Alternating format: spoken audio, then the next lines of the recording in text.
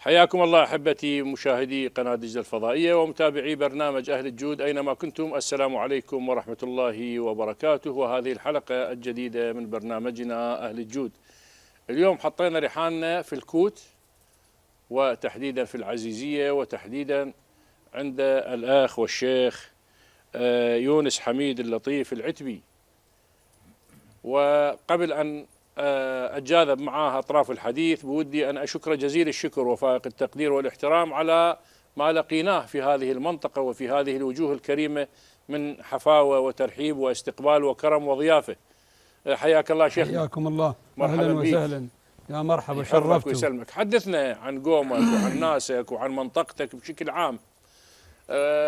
عتبة، تفرعاتها وين؟ عمامك وين لهم مضارب أخرى في غير مكان؟ أنت بهاي المنطقة، علاقاتك مع الآخرين، حياك الله. يا أهلا وسهلا، بسم الله الرحمن الرحيم، والصلاة والسلام على محمد وآله الطيبين الطاهرين وعلى صحبه المنتجبين. بدءا حياكم الله الشيخ أبو ماجد وأبو رياض والكادر، ومرحبا بكم، أهلا وسهلا. يحفظك ويسلمك. الحقيقة لابد أن أشكر الحضور جميعا اللي تعنوا وحضروا لإحياء هذا اللقاء الجميل إن شاء الله والهادف. شكرا لقناة دجلة الفضائية، وشكرا لك مرة أخرى. يحفظك ويسلمك. قبيلة عتبة قبيلة عربية معروفة وما يحتاج إلى أساسه شنو. والآن إحنا بالنسبة أن نعيش في منطقة هي بالأساس منطقة الشمر، منطقة الشمر من سلمان باك إلى حدود الكوت النعمانية. هذه مضارب شمر، والقبائل اللي موجودة بها متآخية، ما حد يعرف عنها هاي من هو هذا من هو. كذلك بالنسبة أن معزبود أيضا منطقة واحدة، والإمارة الثالثة هي ربيعة أيضا، شمر وربيعة وزبود، هاي المنطقة بكاملها. علاقاتنا بعضنا مع بعض مو هاي عشيرة الفلانية وهاي عشيرة الفلانية، وإنما عشيرة واحدة. جميل. وهذا الحضور الموجود المتنوع هو ترجمة لهذا جميل المتجانس جميل. الطيب. برنامجكم إن شاء الله برنامج هاتف وطيب، وإحنا نشكرك على هذا الحضور. قبيلة عتبة موجودة في أكثر من محافظة. الآن في محافظة واسط موجودة، وفي ديالى موجودة، وبالديوانية موجودة، وبالموصل أيضا موجودة، وبالبابل أيضا موجودة، وأكو بعض النواحي والأقضية محافظات الأخرى موجود من عندها. التواصل مستمر. تواصل مستمر أيضا، ولا يخلون وصال ومحبة ومودة وتآلف. نعم. فالحقيقة علاقاتنا موجودة ومتوفرة وجيدة جدا، يعني مو بعضنا مع بعض ومع الآخرين أيضا. أسأل أبو لطيف عن الناس هناك تمتهن غير الزراعة. هي الأساسية الزراعة. الزراعة المهنة الأساسية بالنسبة للزراعة. نعم. بيهم عندهم حلال وتربية الأغنام شحة المياه بالتأكيد أثرت على القلة على القلة والخدمات اللي تعطى للفلاح. نعم. أيضا قلت 12 كيلو أسهمات، ماكو مبيد اللي ينفع الأدغال، كذلك التسويق وكذلك المشاكل. سمعتكم مشكلة بالتسويق، أنه مبالغ اللي تسلم للفلاح تتأخر. نعم، تأخر سنة وسنتين كانت. والله شنو الفلاح يبيع بالدين مثلا؟ على كل حال يخلص انكراه ويروح رده.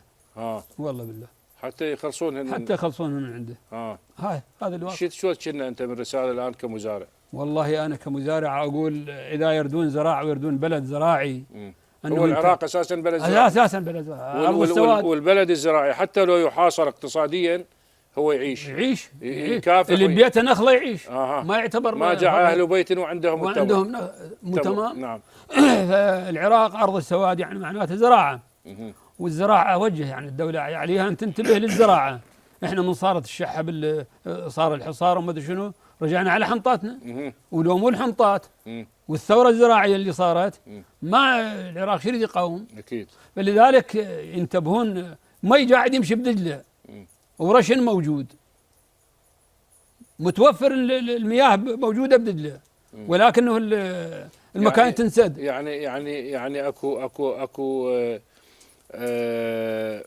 اكو عجز بإدارة المياه. أنا ما أعرف، ربما عندهم برنامج، ربما عندهم خطة، ربما عندهم توجيه، ما أعرف. قضية تقنين ومراشنات. تقنين من يودون المي مثلا؟ ما أعرف، شط العرب يودونه للبحر، مي موجود وتنسد، لو الكهرباء تنسد، لو الرشن يسد المي. والنتيجة أنه 20 كيلو متر 30 كيلو متر الزراعة اللي موجودة بالأخير إذا تشتغلها يوم وطفت، تدري الراد يومين يلا يلا يوصل مرة ثانية إذا راح الرشن بالطريق. مشاكل الزراعة كثيرة ما منتبه لها. صحيح. شكرا شيخنا، أرجع لك. حياك الله. شكرا جزيلا. حياك الله. متواصلين معكم أحبتي مشاهدي قناة دجلة الفضائية ومتابعي برنامج أهل الجود، وأنتقل بالحديث إلى الحاج عبد الحسين الربيعي. حياك الله حاج. مرحبا بك. تاريخ وكتابة وتاريخ العزيزية وهذه المنطقة الرائعة، يقولوا لي عندك هواي عنه.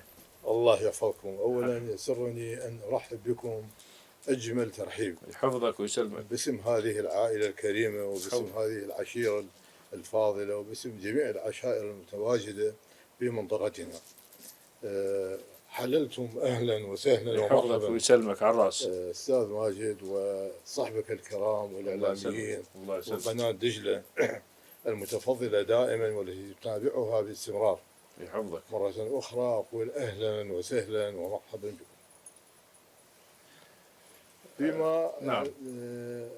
فيما تفضلتم به، نعم هناك محاولات كتابية تجري بين الحينة والأخرى، لكن قبل أن أتحدث عن المحاولات الكتابية بودي أن أنقل صورة عن هذه المدينة الكريمة اللطيفة. جميل. أوشح كلامي بقولة قالها أحد المسؤولين الإداريين الذي خدم في هذه المدينة. قال بعد أن أمضى خدمة طويلة في هذه المدينة بالعزيزية، قال هذه المدينة الوحيدة التي لم أحتاج فيها إلى تطبيق القانون. وحينما رحل بعد انتهاء مدة خدمته من العزيزية وذهب إلى منطقة إدارية أخرى، تبعته عشرات السيارات، وحينما أقول عشرات لا أبالغ، مودعة له. وقال قولة أخرى هذا الرجل، قال هذه المدينة التي يودعون فيها المسؤول أكثر مما يستقبلون به، لأنها مدينة متآلفة متصالحة. جميل. ويعني أغتنم هذه الفرصة أحيي الأستاذ الفاضل علي هليل عقال البطيخ قيم مقام العزيزية السابق، صاحب الخبرة الإدارية وصاحب المواقف الجهادية. هذه المدينة سيد الفاضل لا تكاد تميز بين ريفها وحاضرتها مدينتها. الريف من المدينة والمدينة من الريف. وإذا حضرت مناسبة من مناسبات هذه المدينة ستلحظ ملحظا مهما وكبيرا. أغلب الذين يحضرون في حاضرة المدينة هم من أهل الريف، وأكثر إذا كانت المناسبة بالريف فأكثر اللي يحضرون هم من المدينة. هذا يدل على التواصل والمحبة والتكامل بين العزيزية وبين ريفها. مدينة مباركة هادئة مطمئنة، تشعر دائما بأنها مدينة واحدة متآلفة، تشعر دائما بأنها كتلة بشرية واحدة رغم التمايزات العشائرية والإثنية الموجودة. جميل. يعني حينما قال هذا المسؤول هذه المدينة التي لا أحتاج فيها إلى تطبيق القانون، أنتك من هذه القضية، هل إنه هناك سنائن في العشائر المحيطة بالمدينة والمجتمع المدني الموجود داخل المدينة، هناك سنائن ضبط، أكو رابطة تضبط المجتمع، وين تكمن بهذه السنائن لو المجتمع أساسا هو متماسك كمدينة تحيط بها العشائر من جهاتها الأربعة؟ يعني هذه من وتلك من هذه. بنيت هذه المدينة من الأساس على أساس المحبة والتفاهم، وأنهم يعني أقرب إلى بعضهم البعض الآخر. ثم جاءت السنائن العشائرية، ثم جاءت القوانين المدنية تنظم وترتب هذه العلاقات. جميل. الناس مستوعبة لهذه الحالة. جميل. الناس بعيدة عن المشاكل، بعيدة عن المفارقات الأخرى. شكرا جزيلا. سلمكم يا أبو علي. الله يحفظك. شكرا لك. أنتقل بالحديث إلى الحاج والشيخ عادي يونس العيال، حياك الله. الله يسلمك. مرحبا بك. الله يسلمك. بصراحة ارتسل سؤال عن تحالف العشائر مع بعضها هنا. احنا طبعا الأحلاف سبقت البعثة النبوية، هناك صحيح. حلف الفضول وهناك أحلاف أخرى، والعشيرة الضعيفة في العدة والعدد تتحالف مع من تراها قوية لحماية الأرض والعرض والدفاع عن النفس.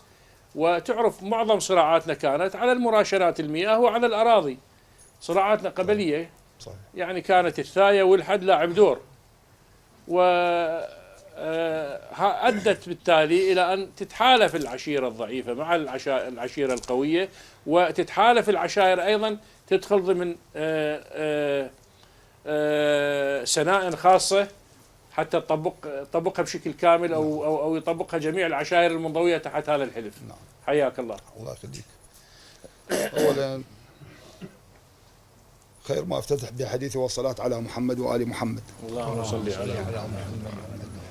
وأرحب بك أجمل ترحيب باسم عشائر المنطقة كلها. يحفظك ويسلمك. ومضيف بيت حج حميد، وهذا اعتبره مضيفنا كلنا قاعدين احنا طبعا. الله يسلمك. مضيف الكل هذا. بالنسبة احكي لك أول مرة على القراقول شوية. القراقول عدة عشائر. عشائر منتشرة بالعراق كله. بالناصرية بيت فشاخ. نعم. عندك هنا بيت عيال، اليوسفية، الديوانية، منتشرة بعموم العراق، وكل عشيرة. ديالة اعتقد. ديالة موجودين، كركوك موجودين. كل عشيرة شيخة قراقول شيخة مناطقية. كل من عليها حمولتها. والقراقول تربطها علاقة حميمة بالمنطقة هناك ككل. ومن تصير قاعدة أو تصير مشي، أنا بالنسبة لي أحكي عن نفسي أقول أي واحد من الحضور يمثل الكل. جميل. أي مثل ما تفضل أبو لطيف خاضي من قبل شوية. وعلاقة القراقول بعشائر المنطقة علاقة جيدة جدا. وعندنا حلف احنا وعتبة وقراقول وغشام 4 عشائر يسمونا الطبقات. اي 4 عشائر احنا حلف. شلون عندنا مثل يقولوا نطق الخشم تمن العين.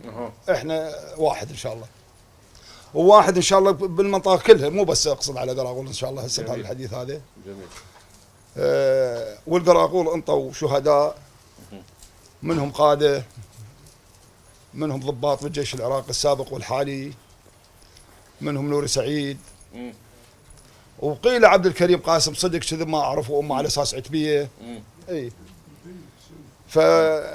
فعشائرنا هنا متراصه ومتلاحمه تمام. ديره الشمار احنا نسميها. نعم. عتبه ربيعه، قراقول زبيد، الغشام ساده. فاحنا ان شاء الله متلاحمين ومتالفين بيناتنا، وما عندنا ضمن سياق الحلف، يعني ضمن نطاق هذا الحلف. أي. السنائن توحدت، صارت وحده؟ سنائن كلها سنائن زبيد ربيعه شمر سنائن وحده. وحده. 3 قبائل، 3 امارات، سنائنها وحده. سنينه وحده. انا باعتباري متابع. نعم. يعني ومراقب للمشهد العشائري، ولو انا متابعتي للمشهد العشائري قليله، لكن متابع انه هذه المناطق اشوف عندها تسامح بيناتنا. صحيح. اشوف عندها يعني تسامح. خاصه انا اتابع صديقي ابو ياسر، اشوفه يهدر. صحيح. في المشيات حقيقة. لكن اشوف المشيات كثير تسامح فيها في هذه المناطق. مناطقنا هل سببها وجود سنائن تسير عليها ثابته، ام سببها وجود كلام الشيوخ مسموع ومتبوع؟ ان شاء الله كلام الشيوخ مسموع. ومرات حتى نطلع خارج طور السنائن، السنينه ما نمشي عليها. مثلا الدهس عندنا كذا 15 مو مرات معوفه، نزلون دون السنين. دون السنين ننزل. نعم. هاي شغلتنا. ملتزمين بالسناين مال الاماره. اي ملتزمين التزام عندنا واضح ومع زينين بيناتنا. شكرا شيخ. الله يسلمك. شكرا على هذا الايجاز. يسلمك. جميل. ويعزك. الله يديم العزه والموفقيه ان شاء الله والتآلف والاخاء والموده والوئام بيناتكم ان شاء الله. ان شاء الله. شكرا جزيلا. يسلمك. انتقل بالحديث الى الاستاذ حسام السعدون مدير قسم تربيه العزيزيه. حياك الله استاذ. السابق. اهلا بك. مرحبا. اهلا بك. حياك الله استاذ. حياكم. مرحبا بك. اهلا وسهلا بكم. نسمع الان واحنا عدناه في اكثر من حلقه هذا الموضوع، نسمع اكو تراجع بخط التعليم الان. باعتبارك انت تقاعدت الان مو؟ نعم. يعني هاي مرحله طويله وسنوات خدمه وخبره وتجربه متراكمه، وينك من الخلل الان بهذا التراجع؟ قبل كل شيء احييكم احنا بهذا اللقاء الجيد والثابر ان شاء الله برنامجكم اللي اسمه اهل الجود. وفعلا جيتوا بمكان به جود ان شاء الله. يحفظك ويسلمك. والنعم. مثل ما تفضل الشيخ عادي، احنا بدير الشمر احنا ان شاء الله نساعدون احنا هنا كم بيت احنا موجودين. بس مضاربنا هناك بالموفقيه بالناصريه. محيرجه. نعم بمحيرجه. اهلا وسهلا بكم ثانيا. بالنسبه للتعليم التربيه والتعليم هبط مستواهم، يعني خاصه هاي السنين الاخيره، يعني خاصه بعد هاي الاحداث الاخيره بعد السقوط، وبدا التعليم ينتهي يعني من التسعينات من صار الحصار على العراق. نعم. فاكو عده اسباب لتدني مستوى التربيه والتعليم بالعراق. منها الطلاب، يعني كثره الطلاب، يعني مستوى المدارس قبل المدرسه مثلا بها 25 30 طالب بالصف. كثره الطلاب وماكو اتساع برقعه المدارس. ماكو اتساع برقعه المدارس. يعني هسه مثلا عندنا بالعايزين تقريبا عندنا 200 وشويه مدرسه. 205 210 بعد نحتاج اكثر من 100 مدرسه. يلا يستوعب عدد الطلاب هذا الكبير. يعني صار اكو توسع هواي بالمدارس، اكو انشطار بالمدارس. الكادر التدريسي قليل، الكادر التعليمي قليل، والطلاب هوايه. فهذا يعني صار تدني بالمستوى التعليمي بالعراق. واكو اسباب اخرى. هاي المدارس الاهليه لها تاثير كبير على تدني المستوى. يعني طبعا المدارس الاهليه صح هي تخدم بعض الشرائح من المجتمع، ولكن تاثر على بعض الشرائح. يعني يصير مثل يعني تمايز طبقي يصير هنا. يعني المتمكن يقدر يودي ابنه المدرسه الاهليه، غير المتمكن ما يقدر يودي ابنه المدرسه. مع الاسف اكو بعض المدرسين، مع الاسف يعني بعضهم مو الكل، يعني ما ينطي نفس المعلومات بالمدرسه الحكوميه. بالمدرسه الاهليه تعب نفسه اكثر، فهذا ياثر على مستوى الطلاب. وهناك اكو اسباب يعني جدا، مثلا يصير تاخير بتوزيع المناهج الدراسيه. يصير تاخير بدايه العام الدراسي. اي يعني مثلا هسه يجوز نص السنه دي يمتحنون، يمكن قبل شهر اكو بعض الطلاب ما مستلمين كتب. وهذا شنو السبب؟ مو التربيه. التربيه ما لها علاقه، تربيه العايزيه او تربيه محافظ واسط. السبب منه الوزاره، مطابع الوزاره ما تهيئ المستلزمات للطلاب. يعني المفروض بالعطله توزع الكتب والمناهج. زين استاذ اكو سؤال، انا طبعا هم يعني رب عائله واشوف احفادي. نعم. الان عندنا معاناه، يعني الامهات والاباء جاي يعانون بالبيوت من قضيه المدرسه. هاي لانه المعلمه او المعلم ما يلحق يبدي يفتح لنا بالتليفون جروبات ويودي حضروا هالشكل، حضروا هذا، جيبوا هذا كذا. صحيح. هذا بسبب الزحمه الموجوده داخل الصف. طبعا اكيد يعني ما يقدر يوصل مثلا. لا مو ما يقدر يوصل، هو يوصل بالتليفون. وهسه هذا التليفون هم سوى لنا مشكله. اي طبعا مشكلتين. مو بالابتدائيه تعطي تليفون، هي الكبار احنا ما مسيطرين عليها بالتليفون، انه بطيت الهاي. هاي صارت مشكله ثانيه اجتماعيه. مشكله عويصه يعني كبيره هاي. يعني اذا الصف ب 50 طالب 60 طالب، شو يسوي المدرس او المعلم؟ يعني ما يقدر يوصل المعلومات كلها. فيناشد العوائل بمتابعه ابنائهم خاصه الابتدائيات. واجباتهم على التليفون. واجبات وهاي شغلات. يعني هسه احفادي اكو مراسلات بين الاداره وبين المعلمين وبين على مود يعني. فلان صفحه من فلان صفحه، باكر عندهم امتحان كذا كذا. هاي كلها اسبابها هي. انا سالت لمختص قلت له الرسول صلى الله عليه واله وسلم حينما طلب من اليهود انه كل يهودي يعلم 10، نعم قال تدري هاي بيها درس؟ اكيد. قلت له وهو قال ما يستوعبون اذا اكثر من 10. طبعا. زين اذا صف ب50 هو الصف النموذجي 25. هاي شنو هاي؟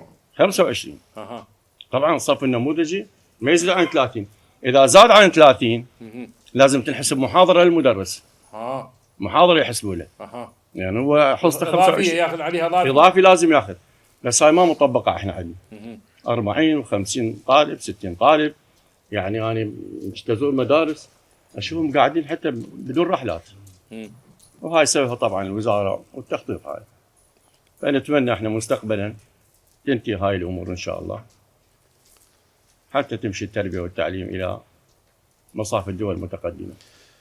شكرا استاذ حسام. شكرا جزيلا، بارك الله فيكم. معذره عن الاسئله، انا اروح بهذا لا انا حلو هاي الاسئله التعليم يعني. والمعلم صراحه اكيد طبعا، ولا زلت اقبل ايدي معلمين اللي علموني بالابتدائي. اكيد طبعا معلم محترم. السيد القائم مقام لا يزال في السلك، يعني لا يزال. لا طلع تقاعد. طلع خلينا ناخذ السيد القائم مقام خليه يسولف لنا شويه على المايك. انت اللي قبل الحالي؟ اي اللي قبل، لا سنين قبلي. سنين قبلي. قبلك؟ اي انا بقيت بالوظيفه تقريبا 9 سنوات. الاسم بالخير؟ اسمي علي هليل عقال بطيخ. حياك الله. حياك. مرحبا. من بيت البطيخ؟ اي نعم. حياك الله، الف هلا. الله يخليك. شلون العزيزيه بالاعمار؟ والله الاعمار جيده جدا بصراحه، يعني هي بدايه هي تقع على جهه واحده من النهر لو على جهتين؟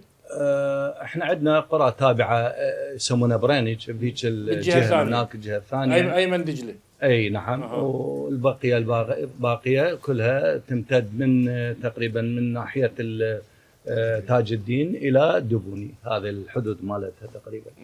يعني تابعه الى قضاء العزيزيه، ناحيه الشهداء، ناحيه تاج الدين، وناحيه الدبوني. 3 نواحي. 3 نواحي. انا استلمت المنصب 2009 و2018 طلعت من الوظيفه. طبعا البنى التحتيه تقريبا كامله، ومن الخط الناقل ومحطات التصريف الصحي، وكذلك الحال بالنسبه للطرق الريفيه. استاذ، شنو الممانعات اللي تصير على عدم استثمار الشواطئ حتى تطلع الشباب، تطلع العوائل؟ هاي يعني المدن بكل مكان تفرح المدينه اللي طرها نهر تستثمر كل شواطئها للصالح العام. والله اكو مشروع عندنا بالعزيزيه اخذ مقاول واخذتها وزاره الموارد المائيه على اساس انه اكو تاكسي نهري وشواطئ وما كذا، لكنه اخل بالعقد وما هو لازم 3 وزارات توافق، البيئه ولا زال هذا المشروع ميت، الموارد المائيه والزراعه. 3 وزارات يوافقن لاستثمار صوبي النهر. نعم. مو؟ اي نعم. وهذا الان توقف؟ المشروع توقف، وما يعني حقيقه لحد هاي اللحظه. وايش قد صرفنا عليه اموال وكذا، بس المقاول لحد الان ما ملتحق. وما عندنا سيطره عليه ولا اكو سلطه تجيبه مثلا نهائيا، بالرغم انه اكو قضايا قضائيه تجاهه. كذا الحال بالنسبه الى المقاولين الاخرين. احنا عندنا مشروع المدينه، شبكه الصرف الصحي اللي موجوده ظلت سنوات طويله بسبب المقاوله. هذا المعاناه مع نعم. بعض المقاولين، مو كلهم واخواننا واهلنا. احنا اغلب مشاكلنا، بعضهم اكثرها مشاكل. اغلب مشاكلنا زراعيه، يعني مشاكل الزراعه منها شحه المياه مثل ما قالوا الاخوه، وكذلك الحال المكننه والبذور والاسمده وما شابه ذلك. هاي اغلب المشاكل. اما مشاكل داخليه نحمد الله سبحانه وتعالى، اغلب المشاكل كانت تحل عشائريا قبل ان توصلني. جميل. باعتبار رئيس اللجنه الزراعيه. جميل. نعم. شكرا جزيلا استاذ. اشكرك. شكرا جزيلا، يحفظك ويسلمك. الشيخ فيصل غازي، حياك الله. مرحبا بك. يحفظك ويسلمك. بسم الله الرحمن الرحيم، والصلاة والسلام على سيد المرسلين محمد وعلى آله وصحبه أجمعين. حياك الله انت وقناتك وكادرك، وحياكم الله منك اللي هنا. كل الهلا بيكم ومخلوقكم الثانيه وبيتكم هذا. على الراس. الله يسلمك. ردك تتحدث لي عن عتبه. عتبه قبيله عريقه ولها تاريخها مثل ما تفضل الحاج ابو لطيف، وتاريخها معروف. ذاك الوقت عتبه باكثر من مكان موجوده، تعتبر محافظة واسط، هي أساس الثقل الرئيسي. الثقل الرئيسي. القبيلة عتبة، الكوت والعزيزية وكل الأقضية والنواحي موجودة عتبة، وعندنا بديالة عتبة أخوتنا موجودين، بغداد موجودين عتبة، عندنا بالموصل، عندنا بالحلة، عندنا بالديوانية، وكل عتبة كل الأقضية وكل المحافظات العراقية تقريبا موجودة بها عتبة. عندك وجهة نظر بخصوص ما يتعلق مثلا بحالة اجتماعية أنت مراقبها عن كثب باعتبارك ابن قرية وابن عشيرة أو ابن مدينة تحيط بها العشائر، عندك فد ملاحظة على قضية معينة والله تخص العرف العشائري، تخص الجانب العشائري؟ بالنسبة للعرف العشائري احنا هنا عندنا بواسط، واسط يسموها مدينة السلام. اليوم من تجي على مشكلة عشائرية بواسط ما تطول عندنا أكثر من يوم أو يومين تنتهي، وهي مو مشكلة وإنما تصير بها عطوة أو هدنة وتتقابل العشيرتين بقعدة رسمية وتنتهي. السبب بهذا طبعا هي تعتبر من مميزات عشائرنا بباسط. اولا السناين العشائريه تقار وتسن منا من هاي المحافظه، سواء ربيعه او شمر او زبير. اثنين التآلف والتآخي بين العشائر والتصاهر وحق تداخل اسري. تداخل اسري. هسه احنا من نسولف الشيخ عادي سولف على قراغول عتبه خواله مو، ومن نجي على الخوالد احنا خوالهم هم خوالنا، من نحكي على السعدون اخوتنا وجيراننا، سواء بالكوت. انا احكي لك عن نفسي، احنا عشيره عتبه البعليه وقرنا الكوت. انا جاري السعدوني وجاري السيد المقصوصي وجاري السيد الياسري وجاري السيد الزاملي وجاري السيد الهماشي وجاري الدريعي وجاري المياحي، اماره ربيعه كاملها كلها موجوده. عشائر متآخيه متآلفه يسودها القانون، يحترمون القانون. بمحافظة واسط تشوف القانون مطبق، يعني تشوفه تقريبا بنسبة جدا عالية، ماكو فوضى. وإضافة إلى هذا قلت لك السنة العشائر تنبع منا والكل تحترم السنين العشائرية وأكو احترام الشيخ العشيرة، يختلف عن ما نسمعه أو نشوفه بباقي المحافظات، جزء منها مو كل محافظاتنا. إن شاء الله كل محافظاتنا سالمة وعامرة وكلهم أهل معروف، كلهم أهل عشائر وصلاة، وكلهم هم بالتالي أخوتنا تربطنا بهم علاقات ونسب واحد إن شاء الله. شكرا جزيلا شيخنا، يحفظك. شكرا جزيلا. أحبتي المشاهدين تابعونا بعد هذا الفاصل القصير.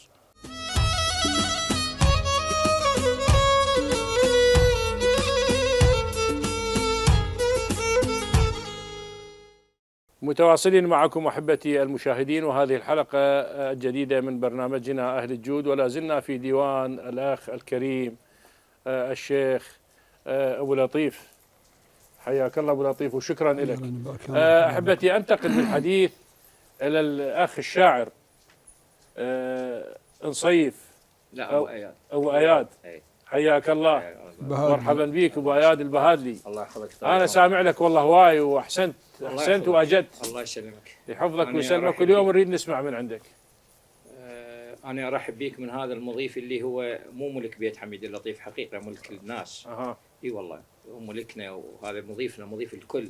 مضيف ربيعة ومضيف شمر ومضيف زويد ومضيف هذا المضيف الكرم والجود والأدب والعطاء. وأنا حاكي عنه بأكثر من مكان، مو لأنه بحضورهم أنا ولكن أحكي كفو. اي والله. أنت تفضلت جنابك عن موضوع التربية والمعلم والأستاذ. أنا كاتب عنها حقيقة كثير، بس يحضرني بيت يقول المعلم قائد المفروض ينهاب. ينهاب، جميل. المعلم قائد المفروض ينهاب، ومن درب عطر للعلم ينهب. اللي يغزي له بلد ويريد ينهب، يخاف القلم مش البندقية. الله الله الله عظيم. الله الله الله الله. حادث صار ويا ولد الله يذكره بألف خير، أخوه انقتل وهو نازل بديرة غريب، فما حد اهتم للموضوع، فهو يله. هو اللي يله. خوش. اي فدزيت لبيت ابو ذيه، قلت له اعدا بالليالي والليالي. اعدا بالليالي والليالي خذن مني القضيته. والليالي الكتل نايم ببيته. والليالي اخو المقتول سوون هيك بيه. عظيم عظيم.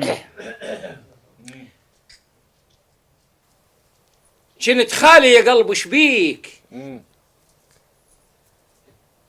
شملاك حزن وخلاف دمع العين شملاك إذا ظنك يعود ويريد شملك مسودا ما يعود الراحلي. أستاذنا الفاضل أنا هو الشعر خيال بس أنا ما كتبت خيال ما كتبت بيت أبو ذي خيال لحد الآن. اي والله الا بألم يعني حقيقة بألم وواقع. اذا ما رايد ترد لي شوني اذا ما رايد ترد لي شوني وجيب الفاقده الونت شوني تدري شلون جمراتك شوني شوي دلب فحم بيدي بدويه. الله الله الله الله الله يحفظك. الله تجدد لون حزن عليك شكلين بسبب عزة نفس وجنون. شكلا تجدد لون حزن عليك شكلين بسبب عزة نفس وجنون. شكلا ما تدري ليالي جفاك شكلا الصبر والنظر واسرار الخفية. كل هنا الله لا اله الا الله. أما تدري عليك العمر بدراك أما تدري بجفاي يغيب بدرك. أما تدري عليك الحيل بدا يرق أما تدري بجفاك شمته بيه أما تدري عليك العمر بدراك أما تدري عليك العمر قدراك أما تدري عليك العمر قدراك أما تدري بغيابي يشح قدراك أما تدري دليل بحلم أما تدري دليل بحلم قدراك أما تدري تفسر خنت بيه. عظيم.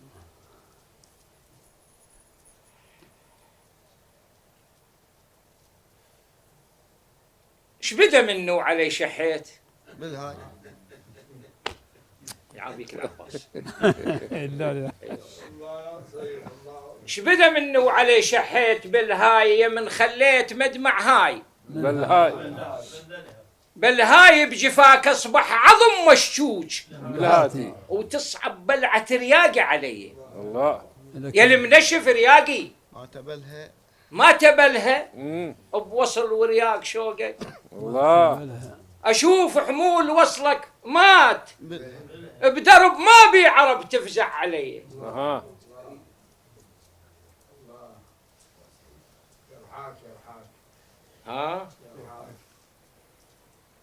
يرحاك شج صوت بمسير الضعن بهطار شج صوت بمسير الضعن بهطار ودليل من وينين عليك عفتني ومن عفتني نار بهطار بظهر بارح وشحت ماي بيه. يدوي كله من ساس راسه من ساس راسه يدوي. زين تسمح لي اروح للشاعر الاخر وارجع لك؟ ابو اياد شكرا استاذي وعزيزي شكرا ابو اياد الغالي شكرا لك. ذا اشتر مساك الله بالخير. الله بالخير حياك الله برياض. شلونك؟ شرفتنا يا مرحبا اهلا وسهلا. سمعت عمك ابو اياد؟ اي نعم. شنو ايش راح تسولف؟ اولا اهلا وسهلا بك وشرفتنا بحضورك وبقناتك الكريمه. الله وسلم. انا اقرا لك قصيده اي العمامي وعزوته عشيره عتبه. حلو. اقول يا رجال المال واهل دهر يوم يا رجال المال واهل دهر يوم ولا تطخلوا الى الدنق راسها مرفوع ظل شامخ عنيد ويونس نسميه ابو حشي السديد مثل حر جاب صيدات البعيد ووكر عليها وسحقها وداسها. فاعلات فاعلات فاعلات. جميل. داسها وخلاها تريف من يطب جلد بالصعبات ما يهتى الصلب يقلب بحكمته بس ما ينقلب. أخو وضح العليا هو استاذها. جميل. استاذها وراعيها هاتف من زمان. والطلابة يحلها لو بصعب مكان. مثل خياله ولزم بيد العنان لكد بيها وقطع حتى انفاسها. جميل.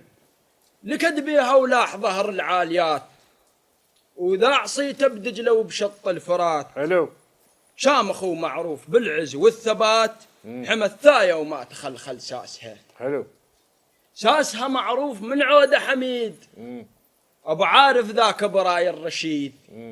إلى هاون من يدق مثل الرعيد دلالة خدر اللوش على المحماسها. الله الله. من أبوهم خذوا كل هاي الصفات.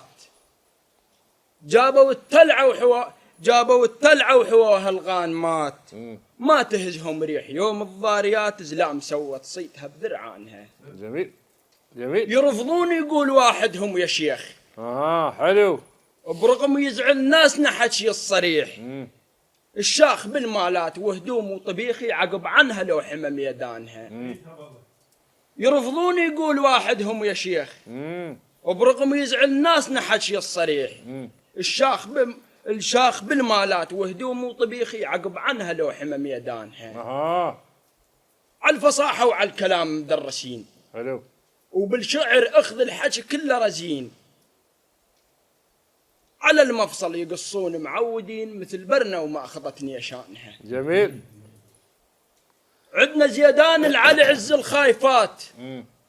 لو وقف هالوش يوم الموزمات. يا ربيع وروضها للممحلات أبحك ما نستبع زيدانها.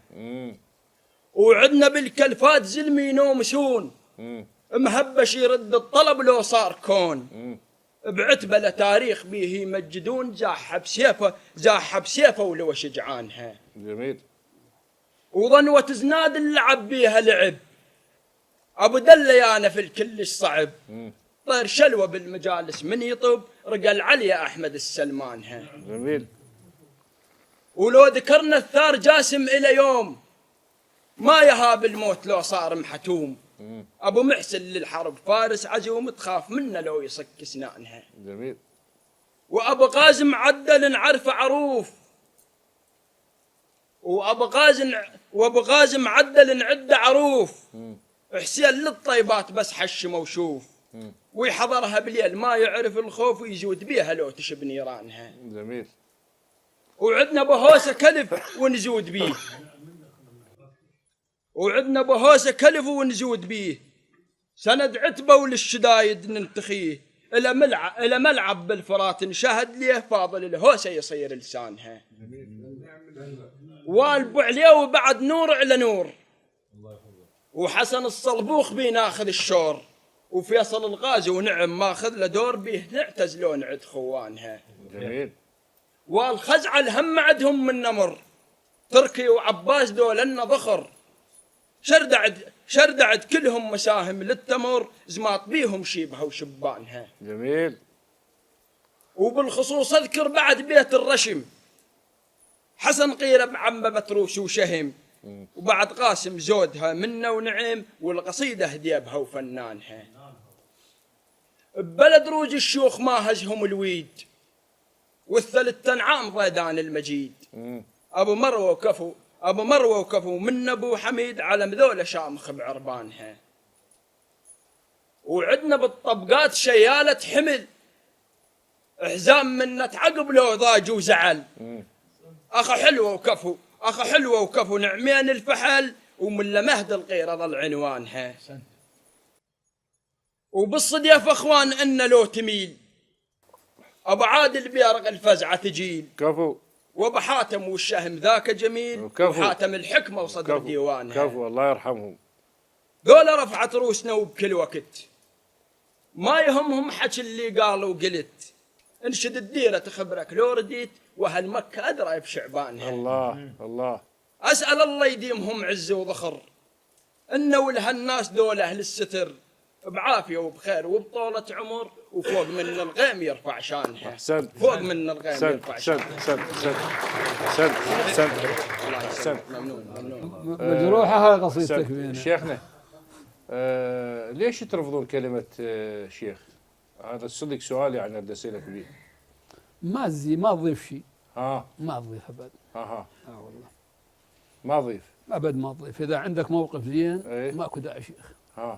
اذا عندك المهم انك انت مأثر بناسك خلص خوش مقتنع بيه. زين. وهاي الوادم الجاي تتكامش عليها خسران. هاي اللي تقفز على الحقائق. والله خسرانه. انا اقول بالنتيجه خسرانه. والله مثل اللي تكلم وسدد إن استطعت، فإنما كلامك حي والسكوت جماد. فإن لم تجد قولا سديدا تقوله فصمتك عن غير السداد سداد. الله. تعرف تحكي حش، ما تعرف تحكي اسكت. الله. إذا قدر يصير أكثر. المشيخة ما تضيف للخير شيء ولا تضيف للمفاهيم شيء. ونحمد الله ونشكره.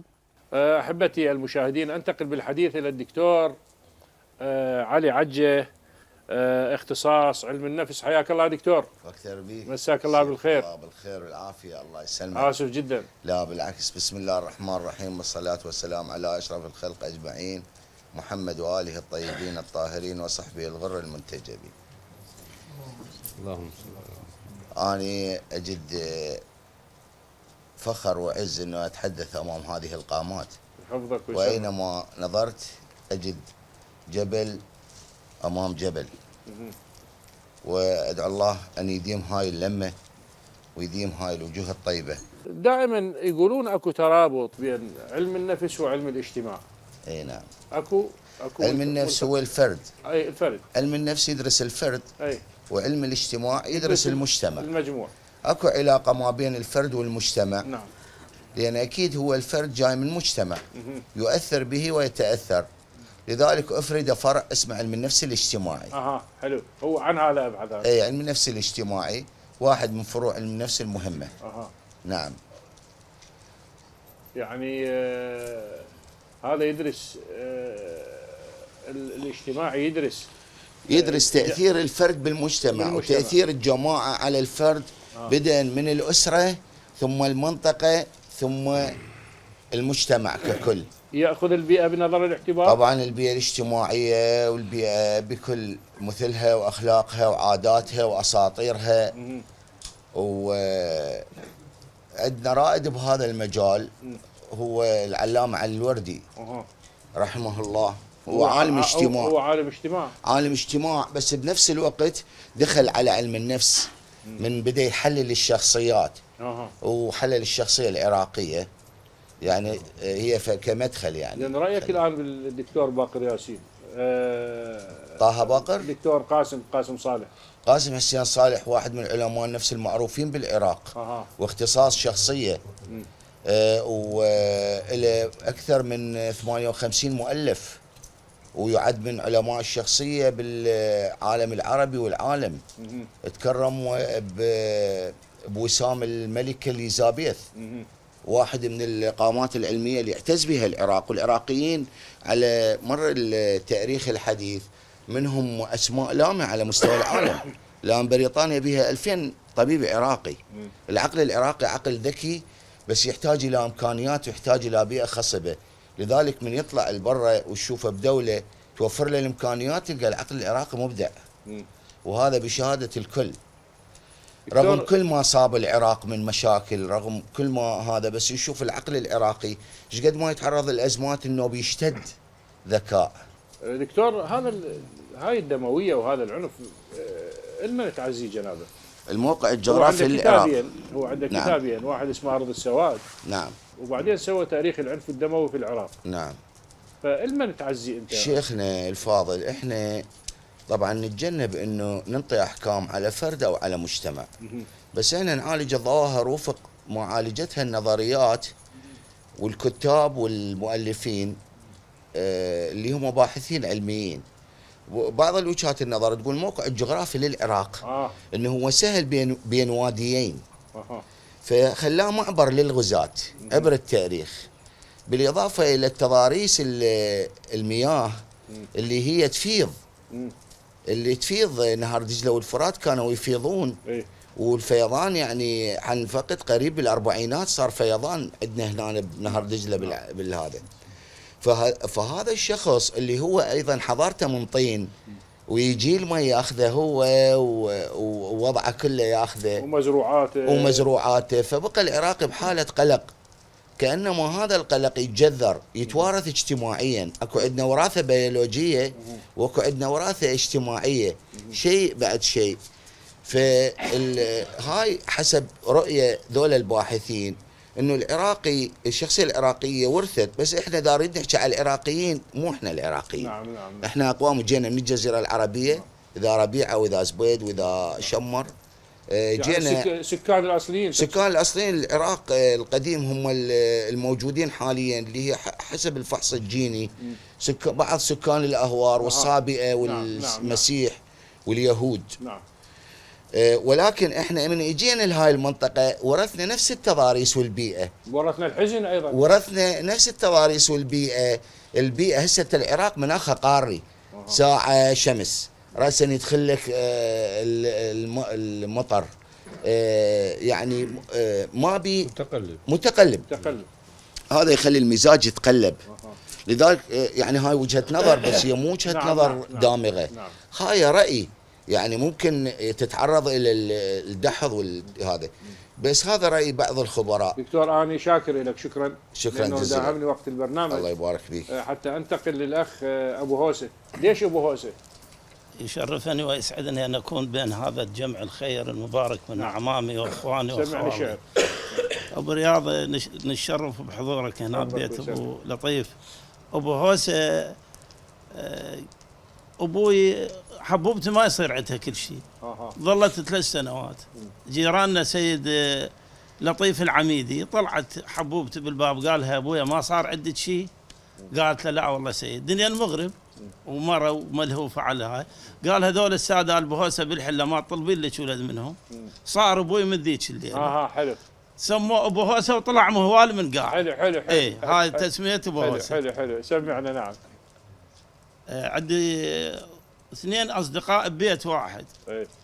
لقوا وليد صغير ميت، اتهموا المرة مرته أخو الرجال اللي ابنه مات، قالوا له هي سممته. صارت مشاكل، وديت له بيت ابو ذياني. قلت له احذرك من حكي الشامت وبالك وتذعن خاف لك نيه. اذا حط الدهر باله وبالك اتعظ بالله يجنبك الرديه. الله جميل. الله يسلمك جميل ياسر. جميل. شكرا لك ابو هوسة. الله يسلمك. مو البرنامج قصير وقلت لي دقيقه ونص. الله يسلمك. شكرا لك. شاعر جساس. الله يسلمك ابو رياض. الله يحفظك. كل الهلا بيك ومرحبا. قل لنا حتى يرد عليك. الله يسلمك ويحفظك. عوز المال يدبر قول. عوز المال يدبر قول، تقدر تنهي موضوعه. بس عوز الزلم يكلف، يحط وسط القلب لوعه. المواقف تكشف الانسان ويبين معدنه ونوعه، لو جوهر لو يطلع باقه. حسن كمال شو يقول؟ قبل لا ندرس القانون تدريس العدل عندنا، وورثنا فنون اللي يخطبون منبع عارف صباح جدنا. ان كرهنا كان يقول الحق. بعض الناس كرهتنا نطق خشوم، ما نهتم من يونس تعودنا. اللي يسطر بالحكي والغيل نسمع فعل، ما شفنا حلوق الناس تتلعثم وقت ما تحكي لسنتنا. الحر من عندنا تعلم صاد البجة ومو بالقاع. جميل. ابو هوسة. نعم. شو تقول لهم؟ اقول لهم من الموروث. اي الله يرحم سيد كوثر من مدينتنا. اي يقول انادم من الندى شليت وبحيت ولجلك كم عزيزه رخصت، علامك واصلت لشحيت وانا بوصلك تشحي شحيح بي. الله شكرا لك يا الله يسلمك يا جميل. شكرا لك دكتور. شكرا يا حسن، وشكرا يا أشتر، وشكرا يا جساس، وشكرا أبو أياد، وشكرا أستاذنا عبد الحسين، وشكرا للشيخ، وشكرا للشيخ الفاضل، وشكرا لكل من ساهم بهذه الحلقة من أجل إنجاحها، وكذلك نشكركم على حسن الضيافة والترحيب والاستقبال. شكرا حياكم الله. يا مرحبا شرفت. أحبتي المشاهدين، إلى هنا نأتي وإياكم إلى نهاية هذه الحلقة من برنامجنا أهل الجود. هذه تحياتي أنا محدثكم في الإعداد والتقديم ماجد السفاح، وتحيات كادر العمل، إلى أن نلتقيكم في حلقة قادمة إن شاء الله، في أمان الله.